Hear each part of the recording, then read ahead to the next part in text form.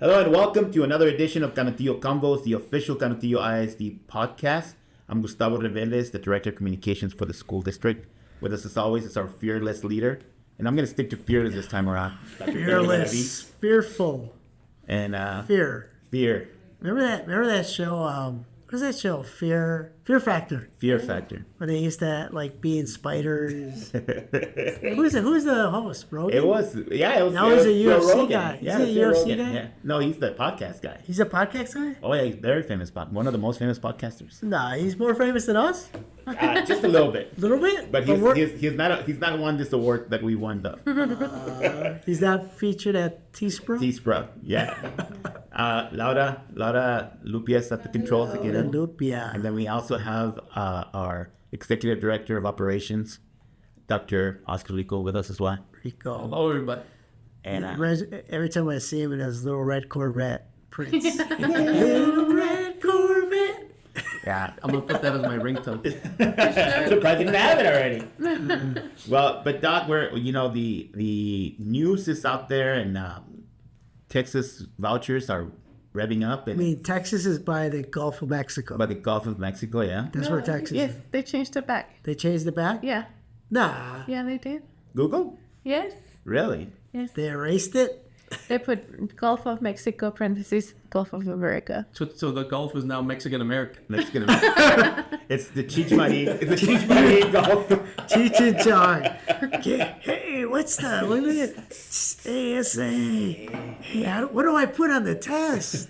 They put Gulf of Mexico or Gulf of America? One of the funniest moments of Chichmani is when he's singing the song about Mexican Americans. You remember that? Oh, Mexican American. Mexican Take American. Spanish. Get a C. Because it's so true. And it's funny is when you hear the new press secretary Mm-hmm. argue that point because they kicked AP journalists, reporters out of the White House because they wouldn't acknowledge The Gulf of the Gulf of America. Yeah. And then they're just like, you can't be here. And there was like free speech. And it was like, what's new? What's new with President Trump not wanting to hear and people telling him, no, 400 years. Let me just do an executive order. It's so silly. I mean, and really, how does that address any of the issues that are facing this country? Right. You know, like it's just Actually, cat's going to be spelled K-A-T now. That's the executive order. we should do the whole thing where El Paso County is now named Canutillo County. It's Canutillo County. Yes. You know, like American County. I'm just worried about New Mexico. yeah, New Mexico is kind of like on pins and needles right now. But anyway, Doc, we're talking about vouchers. Speaking of incredulous fakes, you know, the news is out there. There's bills filed, and people are really having frank conversations about the future of vouchers in Texas. It seems inevitable that we're going to have vouchers in the state. For those of you who don't know, a voucher is a system where families can be given public funds to be used in private schools. Of course, that's money that's going to come out of the funding for public education, and it has been seen widely harmful to public education in states that have adopted this system. So we are very concerned as a school district, Doc, about the promotion of bonds in Texas. Oscar was giving us a history lessons on vouchers, which happened when Green Bay won this first Super Bowl. Was that it? Somewhere Before around that, there. Before way that? before, like about a decade before. Give us a history lesson. So, the experiment of vouchers in Texas is not something new. We're not the only state. We're not the first state. You know, but back when Brown versus Board of Education, which for everybody listening is really with desegregated schools, the civil rights movement, right? So every child, regardless of their color, their income, could go to school and the school where they belonged. So in 1954, the Texas governor said, well, we're going to create a focus group pretty much on what we can do with education in Texas. So they did the study, and then in 1957, this commission came out and said, you know what, it's not fair that our Texan families have to abide by this federal ruling. A lot of our families do not want to send their kids to school because they will be desegregated schools. So they were recommending an education tax impact break, right? So very much a voucher. Yeah. That where they could go to a school. They just had to list that the reason why they were pulling them from public schools was get this part right, was their dissatisfaction with desegregated schools, and they were going to put them in segregated non-denominational schools, and the state was going to pay for it. Henry B. Gonzalez spoke for 22 hours to filibuster the Texas Senate, and they joined effort for 36 hours, and that's what stopped that voucher bill. It then came back up in Edgewood. So Edgewood sued twice to the state to get more funding, and that's how we know the Robin Hood. Yeah. So one of the Texas billionaires now helping propose vouchers said, well, we're going to put vouchers in Edgewood. So the first experiment in vouchers in the 90s in Texas directly targeted gifted and talented students in Edgewood, pulled them all out, put them in private schools, and showed how bad of an idea Edgewood winning that public case and having some funds to educate their kids. It was Alan Shivers, the governor in 1954. 1950. Yeah. Well, Dr. G is more has a better memory. he also has Google on his phone. but Dr. Rigo, that's not surprising. That's always been the drive, and it, in my opinion, continues to be the drive for the use of vouchers, is that segregation of privileged kids away from, the traditional Texas families. And this voucher program, as it stands right now, would benefit the wealthy and the privileged more than regular traditional families in Texas. It's going to give them a $10,000 break. But I don't know why, I don't know why people are surprised. And this is the reason why. I mean, this country was built on a lot of the ism, racism, sexism, all the isms. I mean, you look at the history of this country and the way it was built on a lot of hate, if you will, and separation because of your color, because of your language, because of your sex, because of whatever. The dominant culture wanted to not be heterogeneous, if you will.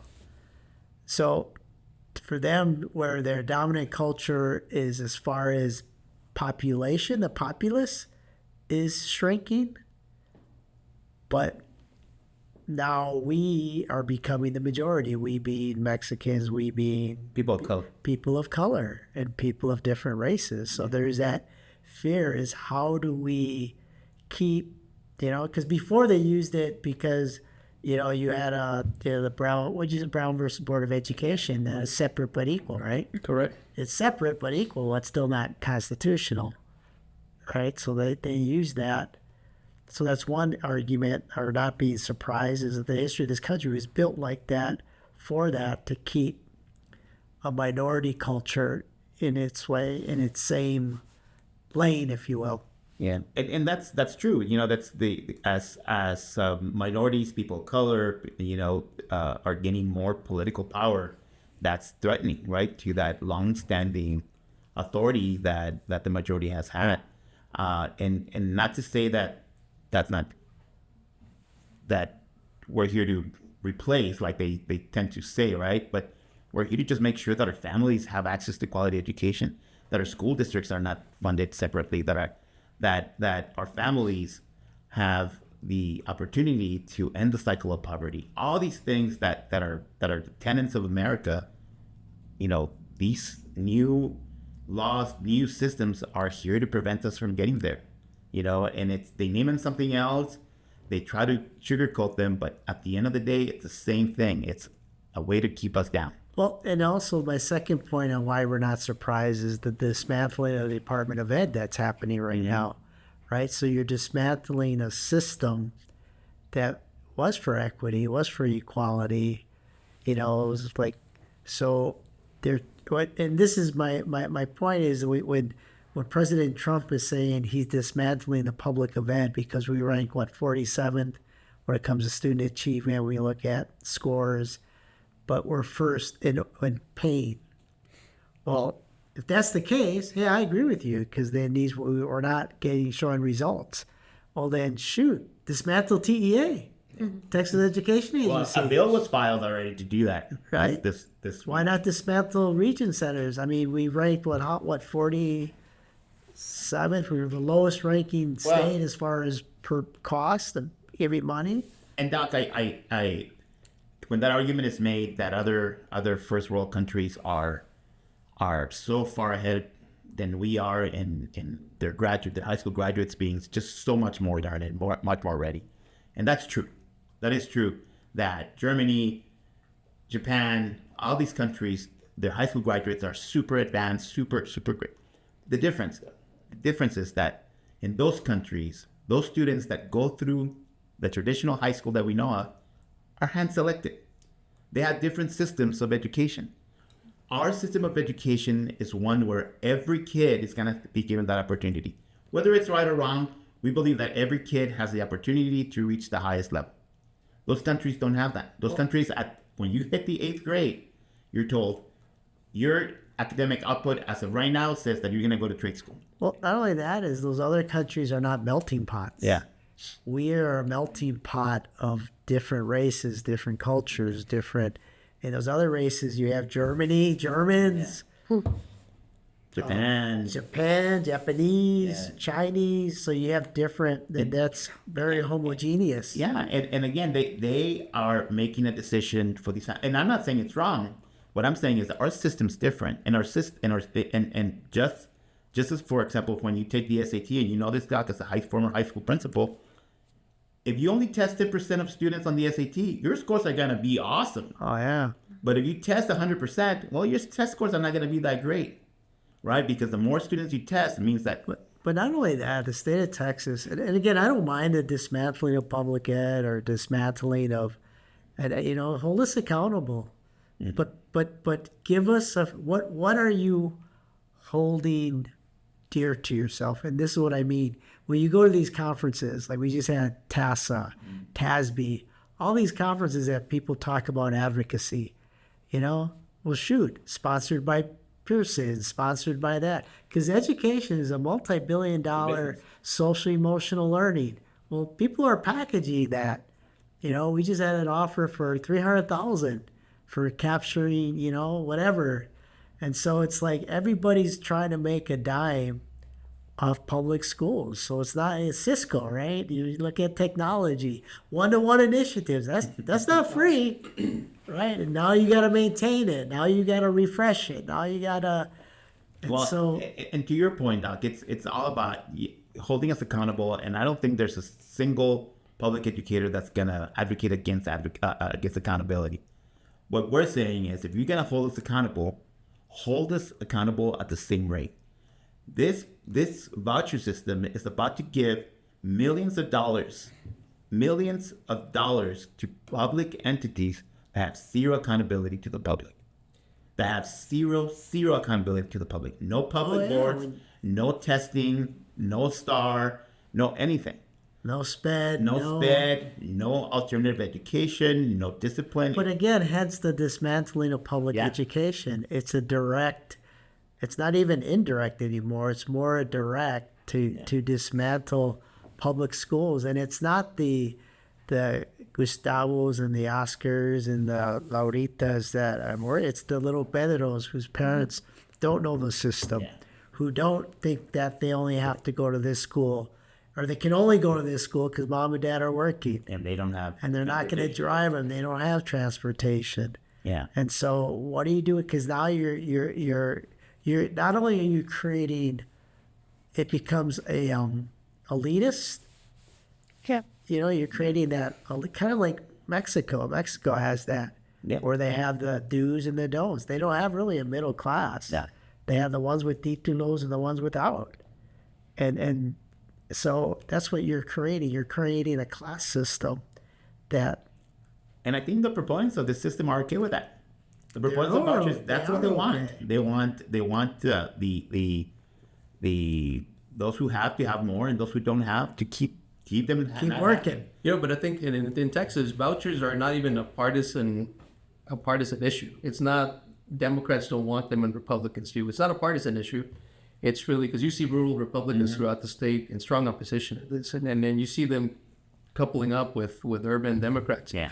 It's not really that. I think everybody sees the writing on the wall and the unintended consequences. Yeah. There's state like in the Indiana, Arizona, where this has happened, and we're able to take lessons from that. So what happens here is you have a child who needs wheelchair ramps. If that public education system does not have those, well, they're going to get sued, and it has to get done. In the private world, you don't have to. You can easily turn them down. You can say you can take any kid, and if that kid is not who you wanted them to be, you can easily expel them and they have to go somewhere else. And when they come to our doors, Gus, right, that same kid that was wreaking havoc at a private school and got kicked out and denied entry, and they come and say, hey, Dr. Galaviz, you need to let this kid in.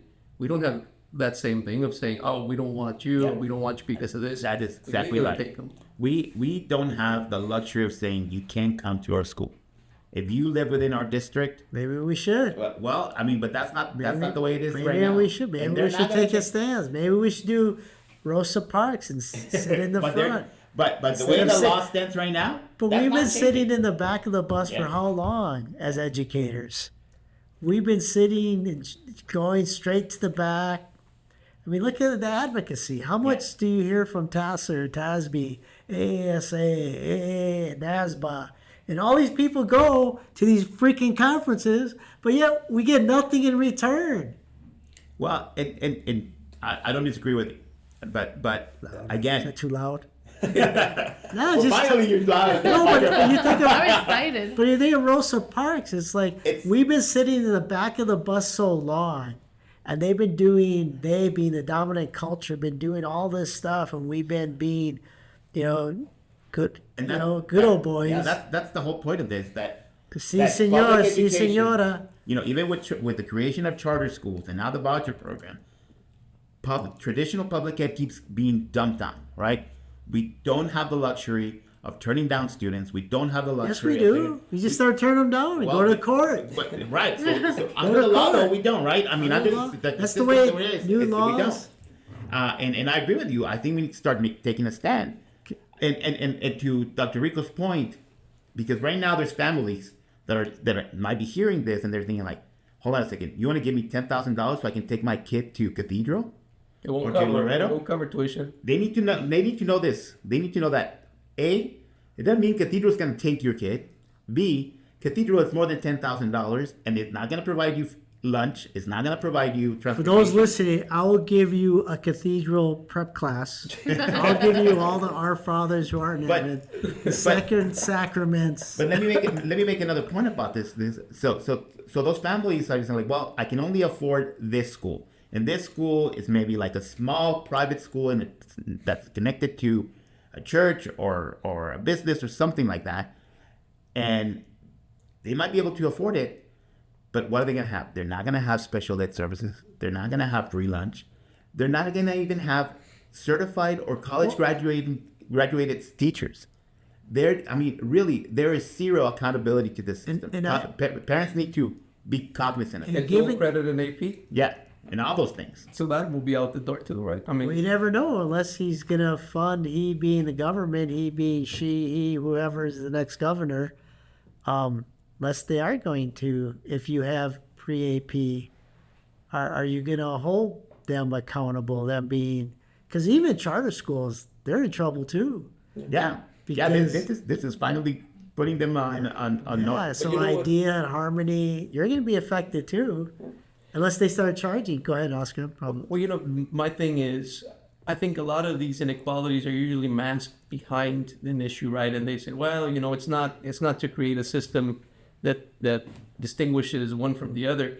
This one is clearly and brazenly put out, right? So if you are a child attending a private school, the way this bill is written, if you are a parent of a private school child, your child is worth, it has a price tag, $10,000. But if your child goes to public schools like our systems, how much is your child worth? Yeah, $6,000. So to say your child is worth $4,000 more, they're in a private school, it's really a slap in the face to me as an educator of saying you're subpar and you are 40% less. Yeah, I mean, just that's- what you are. this whole system's meant to really, like you said, slap So what are we going to do about it? What are we going to do about it? We know this. You're like the Democratic Party. The Democratic Party. You're never talking about this. What are we going to do about it? I know. It can't be a question. This ain't a boomerang question. So what can we do about it?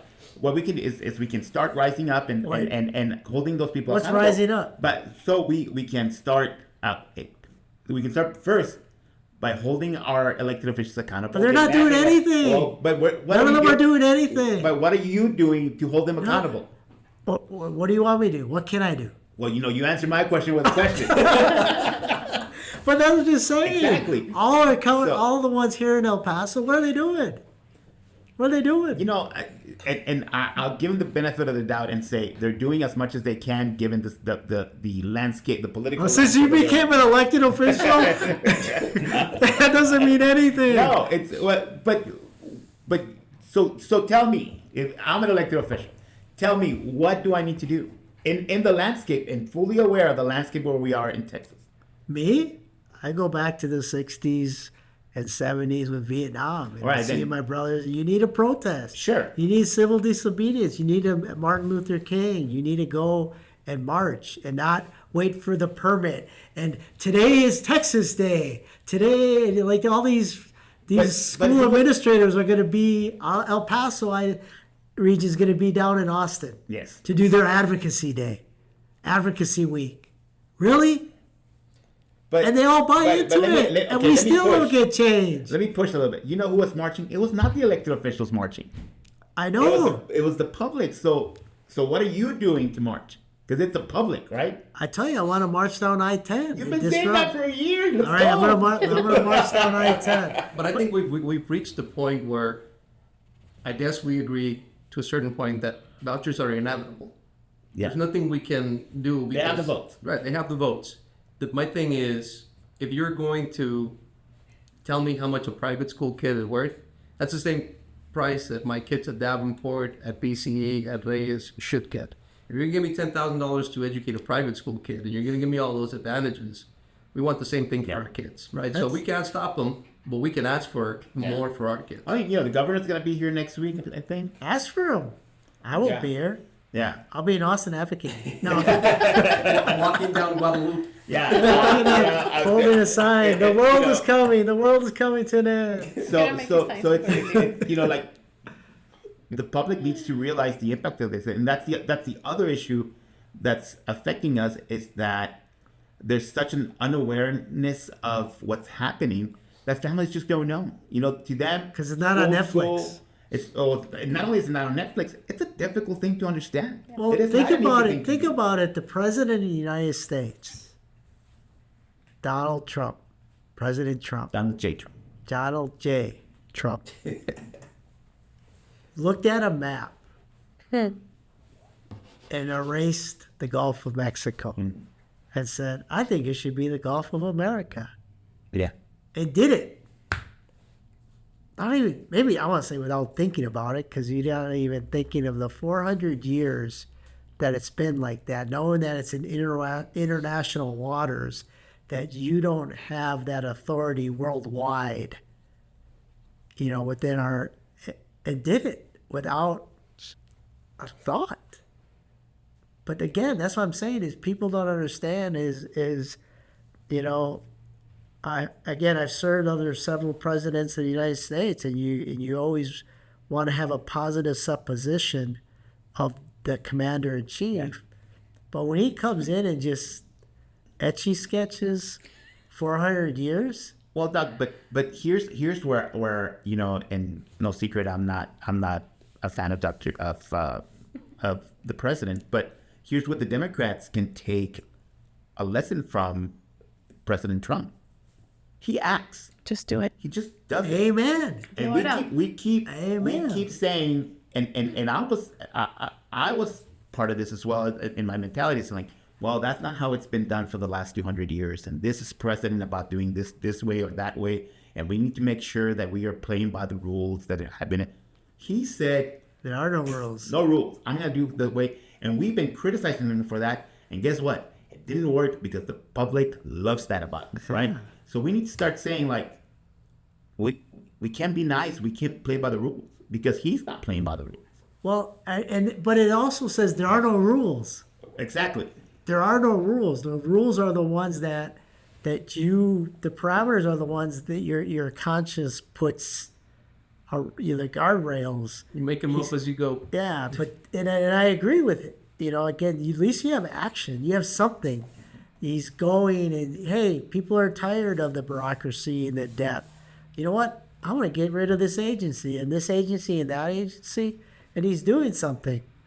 But and we don't know because everyone's now, as you get lifers in the military. They just go to work every day and they got to check and work for the government. I hear that every day. Come work for the VA because you know what? We work whatever days and they're light. They're not as the private sector. Just watch out for Elon Musk. Just like we got teachers in our class who've been teaching 20, 30 years and the accountability. It's like we're still not getting results. We're still not reading at a high level as a nation so you like that shakeup, and it goes back to my mentor. If it's not broke, blow it up.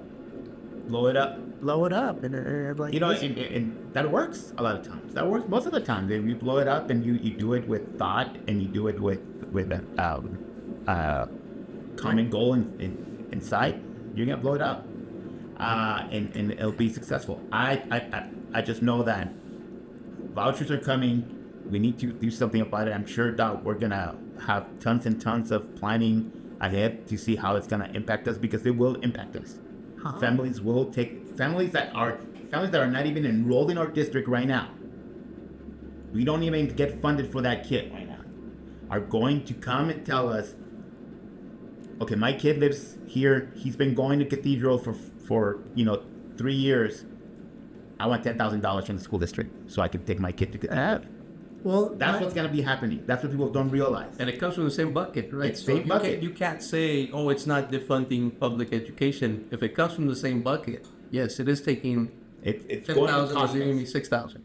It's going to cost us for kids that don't even enroll in our. So would they have to enroll in our district in order to get the 10,000? Who knows? I mean, Or would they have to? I wouldn't think they would do that. And here's my thinking, is that if I'm a parent whose kid goes to 10,000, I would think that you would just say, I want a voucher to go to the Cathedral to pay for some of it. Yes. And not impact, because I'm not getting money. I'm not giving the ISD. Right now, we're not getting money for that kid that's enrolled at Cathedral. Unless they start taking some of the property tax away. And that's where they're going. That's where it's going to go. So because they're going to say they pay property taxes, so that money goes for them. Even though that money is not coming to us because we don't get funded based we get funded based on ADA, on average daily attendance, right? So if a kid comes to our school, we get funded for that kid. The voucher system is going, even though that kid has never been enrolled with us, we've never been funded for that kid coming to our school because that kid's not in our school. Now that family can say, hey, Canotillo, I live in Canotillo ISD, and my kid's been going to private school since he was born, but now I want $10,000. Well, and again, I know you're a state board elected official, and I don't know whether you can talk. We have no authority over this. No. But you can talk or not talk about state board, but do they have to adopt our high quality material, and then part of the monies that we get for allotment go, because that's also money we get per kid, right? Yeah. I mean, that's something that the state needs to figure out as it passes this bill. It's a very complicated thing, but the way it stands in other states and the way that it's been proposed, at least as I've seen it, it's basically just, that private school keeps being a private school with the curriculum they have, the teachers they have, and the systems they have, but now they get 10,000 kids, $10,000 per kid.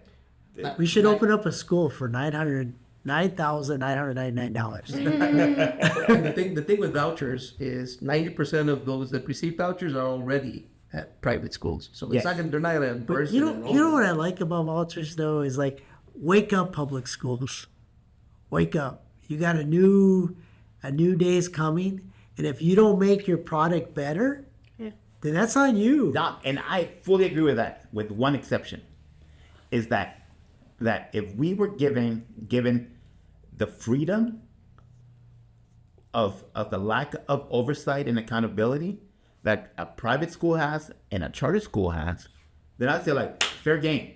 It's competition. Let's go for it. But we don't have that luxury. But We I don't think, have but that's where our legislators can do something because they can change the law. Like now with that kind of a system, all teachers, everybody working in public should be at will. You should be at will because then now you can hire and fire. You don't have to worry about, you know what, you didn't get results this year.